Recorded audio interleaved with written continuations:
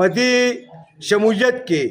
چې هغه زمونږ موجود دي په سعودي کې مسافر عطاالله سلیم خان جمشید بای د هغوی په وساطت سره دا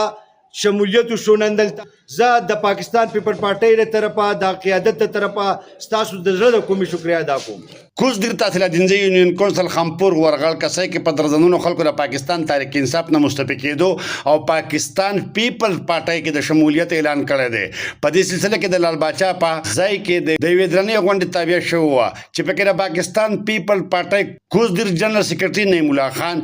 پی او آی او صدر امجد حسین سلارزی، پیپلز ایسپ کوز دیر صدر حسن زیب خان په شمول پیپلز ایسپ نور ذمہ دارو سیمې ګڼ شمېر کسانو شرکت کړی و. غونډه کې د لال باچا او محمد طاهر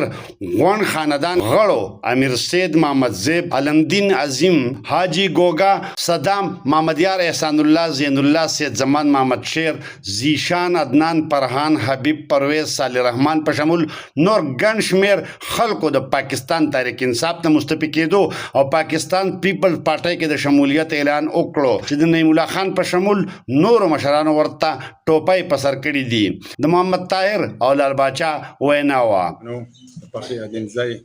محمد نعیم خان او دغه سره د راغلي مېلمنو او د ټولو دغه درونو د ټولو د زړه د تله شکریا ادا کوم. مونږ ټول دغه شکریا ادا کوو چې مونږ هغه په یو پیج باندې راوستو. دغه نوم دی محمد سلیم، د پلار نوم یې لال بادشاه دی. په هر ځای کې چې موږ چا سره خبر راغلی د هغه زموږ تپوس کړی دی. نو خدای پاک دې د هغه عزت په مالکي دي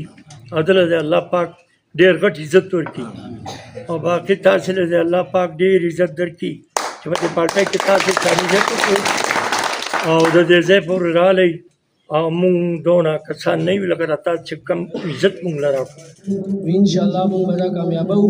او د دې د کامیابۍ لپاره به هلې ځلې کوو. غونډې ته د وینا په وخت د پاکستان پیپلز پارټۍ کوز دیر جنرال سیکرټري نعیم الله خان، پی او آی او کوز دیر صدر امجد حسین، پیپلز ایسپ کوز دیر صدر حسن زیب خان، امان الله خان، جمعه سید، رحمان الدین نصیب زاده، ډیګري کالج ګل آباد پی ایس اف صدر شاهد خان، عبدالرحمان محمد طاهر خان او نورو نوي شاملېدونکو کسان ته هرکلي ویلو سره راتلونکي دپاره هر قسم مرستې یقین ورکړی دی. وینا کوونکو د تحریک انصاف صوبایي خصوصي توګه مقامي ممبران اسمبلۍ په کارکردګۍ پټکونه وکړه او ویل چې په صوبه کې د 3 ځله حکومت باوجود په دینځي کې هیڅ قسمه ترقي په نظر نه راځي. وینا کوونکو ویل چې د پاکستان پیپل پارټۍ تاریخ د ملک د ترقي او غریب ولس ته د هغې حق ورکولو دپاره د قربانو ډک دی. همدغه شان د دینځي د ترقۍ، سړکونو، لارو کوڅو، تعلیم، صحت، بجلی، اوبو زیاتره کارونه پیپل پارټۍ او خدای بخیلي بخبیدار خان د خاندان د قربانو نتیجه ده. د 2018 نه والا دا موږ په 2026 کې ژوند تیرو چې دنیا کم حد ته ورسېده، خلک په کم ځای کې دی او زمونږ کسۍ ته، خانپور ته، ورغل ته، پلالې ته، ډونګا ته، بیرمکي ته، خرکنۍ ته دې ته روډ نشته. که نن روډ جوړېږي په دې غر کې روډ جوړ کړی، روډ روان کړی د لړم نه والا او اسپن جاکړ بابا ته رسئ. څه ضرورت دی دې څه پیدا ولې دی سنګل روډ چې ته ماته